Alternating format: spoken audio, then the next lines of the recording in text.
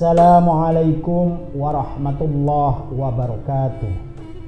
Alhamdulillah wassalatu wassalamu ala rasulillah sayyidina wa habibina wa syafi'ina Muhammadin wa ala alihi wa ashabihi wa man tabi'a sunnatahu wa jama'atah min yaumina hadha ila yaumin nahda. Asyhadu an la ilaha illallah wa asyhadu anna Muhammadar Rasulullah. Allahumma salli ala sayyidina Muhammad wa ala ali sayyidina Muhammad ibni Abdillah al-qaim bihuquqillah ma dhaqat illa wa farrajuhullah. Pemirsa Pamusi TV yang dirahmati oleh Allah Subhanahu wa taala. Alhamdulillah, sampai 10 hari yang terakhir di bulan Ramadan ini kita diberikan kesehatan sehingga kita bisa melaksanakan ibadah puasa. Mudah-mudahan kita bisa melaksanakan ibadah puasa sampai ke hari terakhir 30 hari. Bagi pemirsa Pamusi TV yang dirahmati oleh Allah Subhanahu wa taala yang diberikan kondisi kurang sehat, saya doakan mudah-mudahan segera sembuh dan bisa melanjutkan amalia ubudiyah di dalam melaksanakan ibadah puasa di tahun 1443 Hijriah tahun ini. Kali ini saya tidak banyak menceritakan yang lain-lain, saya hanya fokus kepada 10 hari yang terakhir, di mana menurut beberapa ulama dan beberapa hadis yang mengatakan bahwa Lailatul Qadar itu hadirnya ada di malam-malam terakhir tanggal ganjil di bulan 10 hari bulan Ramadan tahun ini. Sama ketika kita membaca di dalam surat Al-Qadar. Bismillahirrahmanirrahim. Inna anzalnahu fi lailatul qadr. Wa ma adraka ma lailatul qadr. Lailatul qadri khairum min alfi syahr.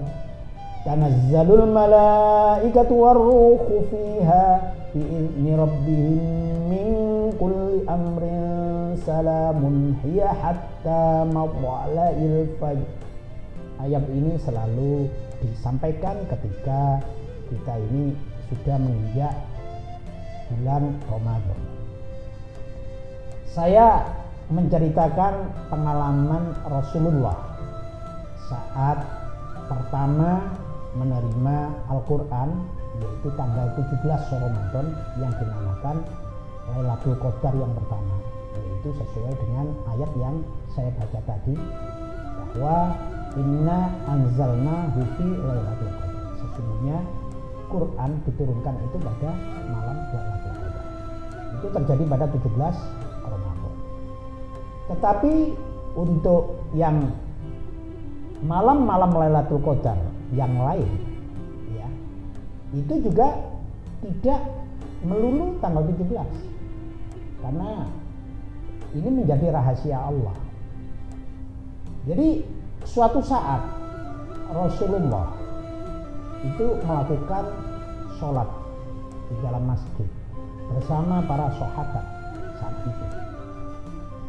Kemudian sahabat mengikuti dengan khusyuk Rasulullah, yang mana saat itu setelah sholat menengadahkan tangannya ke atas, berdoa, bermunajat kepada Allah Subhanahu wa taala, dan diikuti oleh para sahabat yang lainnya dengan mengamini doa Rasulullah. Nah, ketika Rasulullah melanjutkan sholatnya di dalam masjid tersebut, ternyata angin bertiup kencang, langit mendung, tidak ada bintang sama sekali saat itu. Bahkan ketika Rasulullah melakukan sujud, hujan itu deras sekali di dalam masjid, sehingga masjid tergenang air karena masjidnya tidak ada atapnya saat itu. Jadi masjid ini tidak ada atap, kemudian angin bertiup kencang memasuki halaman masjid dan memasuki ruangan masjid di dalamnya yang dilakukan para sahabat dan Rasulullah sholat di dalam itu sehingga air tergenang. Tetapi Rasulullah bersama para sahabat ketika sujud, beliau ini tidak bergerak sama sekali. Saking asyiknya, saking khusyuknya, beliau tidak mengadakan pergerakan sama sekali. Ada memang beberapa sahabat yang berusaha untuk berteduh niatannya di dalam hatinya, tapi ketika melihat Rasulullah masih tetap bersujud bersama sahabat yang lainnya, maka niatan itu diurungkan. Dan saat itulah Rasulullah benar-benar melihat sebuah kejadian yang sangat-sangat hebat, sangat-sangat kagum beliau ini, karena sejatinya belum pernah Rasulullah mengalami hal-hal yang seperti itu sebelum-sebelumnya. Ternyata Rasulullah tengah masuk ke dalam sebuah alam atau suatu alam yang terlihat sangat menakjubkan dan diliputi oleh cahaya ilahi. Itulah alasan Rasulullah tidak beranjak dari sujudnya. Beliau melihat sebuah keindahan yang luar biasa. Beliau takut tidak bisa menyaksikan lagi keindahan tersebut apabila beliau berpaling dari sujudnya. Kemudian Rasulullah melakukan hal itu sambil bersujud terus walaupun hujan tiada henti. Akhirnya ketika hujan berhenti, Rasulullah mengangkat kepalanya dan menyudahi sholatnya dengan ucapan salam. Salah seorang sahabat yang bernama Anas bin Malik berusaha untuk mengambilkan baju ganti bajunya Rasulullah yang basah kuyup. Tapi apa kata Rasulullah?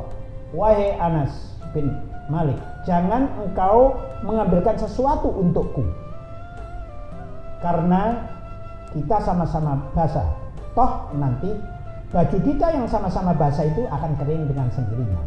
Itu kata Rasulullah. Kemudian Rasulullah menceritakan pengalamannya yang menakjubkan ketika beliau itu bersujud. Rasulullah menceritakan bahwa ketika beliau ini bersujud, beliau itu melihat malaikat Jibril dengan para malaikat keseluruhannya turun ke bumi dengan wajah dan bentuk aslinya. Jadi malaikat Jibril itu memimpin di depan, diikuti oleh beribu-ribu bahkan berjuta-juta. Bahkan semua malaikat ini diturunkan oleh Allah Subhanahu wa taala turun ke langit bumi ini. Beliau tepat saat itu adalah malam Lailatul Qadar. Dan luar biasanya lagi diikuti dengan suara gemuruh tasbih, tahmid yang tiada henti menyebut keagungan Allah Subhanahu wa taala. Artinya bahwa kejadian ini belum pernah dilihat seorang pun atau mata manusia manapun saat itu. Jadi beliau ini memang luar biasa. Ketika mendapatkan Lailatul Qadar, beliau melihat kenyataan bahwa sebenarnya keindahan yang sangat luar biasa yang beliau alami saat itu. Sebenarnya malam Lailatul Qadar ini banyak ditanyakan, bukan hanya saat ini saja. Pada zaman Rasulullah pun banyak para sahabat yang juga mempertanyakan kapan waktunya, harinya apa. Bahkan sebelum adanya pertanyaan atau perdebatan dua sahabat ini, sebenarnya Allah Ta'ala memberikan pengetahuan atau memberitahu Lailatul Qadar itu kepada Rasulullah.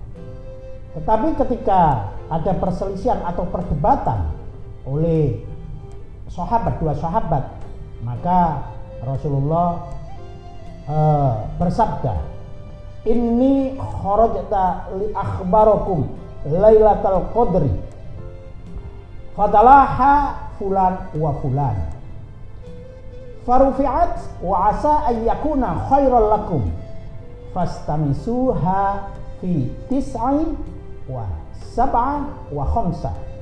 Itu kata Rasulullah. Jadi Rasulullah bersabda, aku keluar untuk mengabarkan kepada kalian tentang malam Lailatul Qadar. Tetapi ada dua orang berdebat hingga tak bisa lagi diketahui kapannya.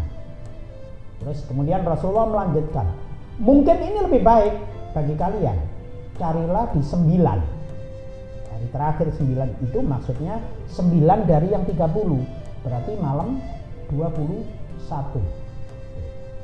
Kemudian beliau mengatakan lagi, dan hari ke-7 dari yang terakhir dari 30, artinya malam 23.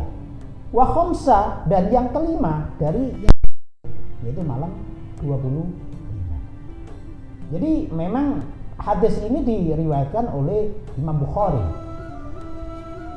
Lailatul Qadar itu tidak bisa diprediksi. Karena apapun yang dialami, seperti misalkan sekarang Lailatul Qadar itu menurut Ibnu Abbas adalah malam di mana Allah menurunkan rahmat, rizki, kesehatan dan lain-lainnya dalam 1 tahun pada 1 malam. Itu menurut Ibnu Abbas. Ada ulama yang menjelaskan bahwa Lailatul Qadar itu turun pada malam pertama bulan Ramadan atau pada malam ke-11. Ada yang mengatakan 13 Ramadan, 17 Ramadan, 19 Ramadan, dan malam 25 Ramadan. Nah, menurut Imam Ghazali yang ada di dalam sebuah kitab I'anat Talibin, malam Lailatul Qadar bisa diidentifikasi dari hari pertama memulainya puasa. Menurut kitab yang disampaikan oleh Al-Imam Ghazali, bahwa kalau hari pertama puasa itu dimulai hari Minggu atau Rabu, maka rambu-rambunya malam Lailatul Qadar itu petunjuknya adalah nanti terjadi pada malam ke-29. Kalau hari Senin, maka dia akan jatuh pada malam 21 Ramadan.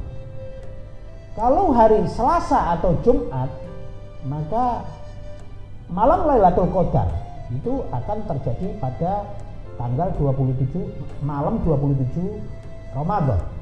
Kalau hari puasa pertama, itu hari Kamis memulainya, maka akan terjadi malam Lailatul Qadar itu adalah tanggal 25 Ramadan. Kalau Sabtu bagaimana? Maka insya Allah malam Lailatul Qadar akan jatuh pada tanggal malam 21. Nah, metode ini adalah metode yang dibuat oleh Imam Ghazali karena pengalaman beliau. Ya, beda lagi apa yang disampaikan oleh Syekh Abu Hasan As-Sadzili.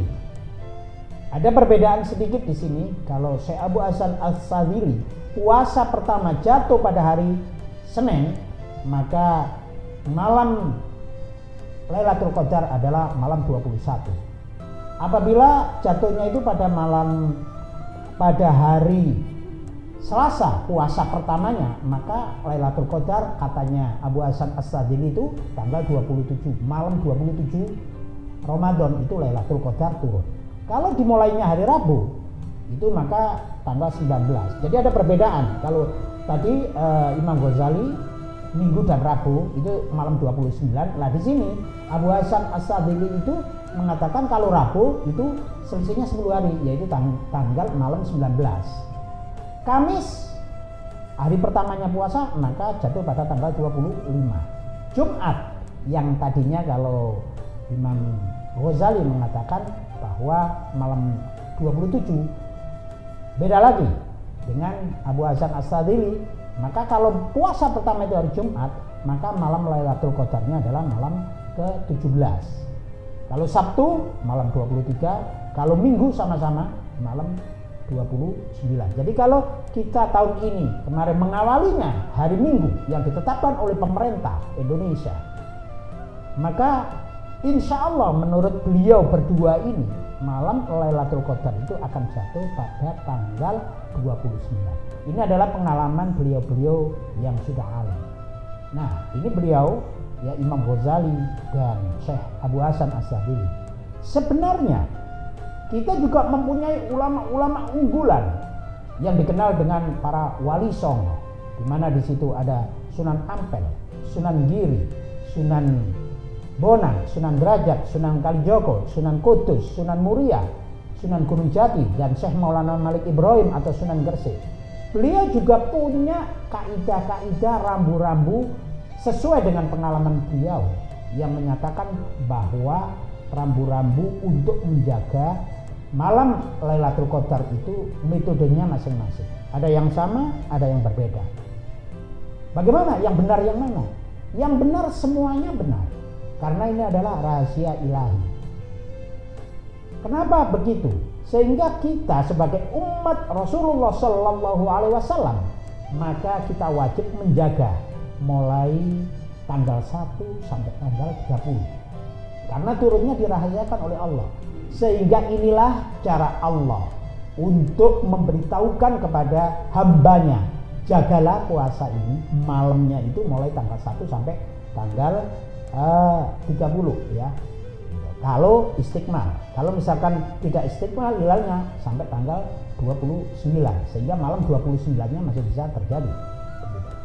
Sehingga kita kalau tidak bisa dapat malam Lailatul Qadar tahun ini, insya Allah kalau kita mengikuti ulama-ulama ini, kita mungkin diberi kesempatan untuk mendapatkan malam Lailatul Qadar di tahun yang berikutnya. Atau kalau misalkan tahun berikutnya nggak dapat, maka kita bisa dapat tahun yang berikutnya lagi. Sehingga malam Lailatul Qadar ini memang adalah hidayah Allah Subhanahu wa Ta'ala kepada masing-masing hambanya yang bertakwa kepada Allah Subhanahu wa Ta'ala, sehingga tidak mungkin gitu loh, setiap manusia dikasih tiap tahun dapat, masih pasti ada blesetnya. Inilah tolok ukurnya. Karena apa? Bahwa sebenarnya Lailatul Qadar itu ya khairin min alfi syahr, senilai dengan kebaikan amalia 1000 bulan. Kalau dibagi 12 bulan itu ada 83 tahun. Maka kalau kita mendapatkan satu saja Lailatul Qadar, umur kita itu sama halnya mendapatkan hadiah 83 tahun. Wallahu alam, kita selama hidup kita ini mendapat berapa? Misalkan 10 Lailatul Qadar, maka sama halnya umur kita itu adalah 830 tahun.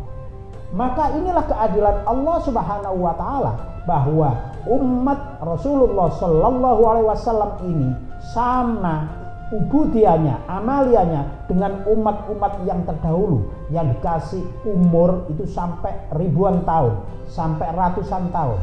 Nah, kita kalau bisa mendapatkan malam Lailatul Qadar 10 kali saja di dalam 10 tahun itu mendapatkan, maka seumur-umur hidup kita itu sama halnya dengan umurnya para umatnya nabi-nabi yang terdahulu. Pemirsa Pemusi TV yang dirahmati oleh Allah Subhanahu wa Ta'ala, yang bisa saya ceritakan untuk saat ini mengenai malam Lailatul Qadar. Kapan harinya kita tidak tahu, itu menjadi rahasia Allah. Tetapi bersemangatlah bahwa insya Allah atas dasar keikhlasan kita, kesabaran kita untuk melakukan ibadah amalia di bulan suci Ramadan ini, hingga kita setiap tahun menunggu bulan suci Ramadan terus sampai akhir hayat kita, insya Allah kita akan mendapatkan malam Lailatul Qadar walaupun hanya beberapa kali. Harapan kita semuanya setiap Ramadan kita akan mendapatkan. Caranya bagaimana?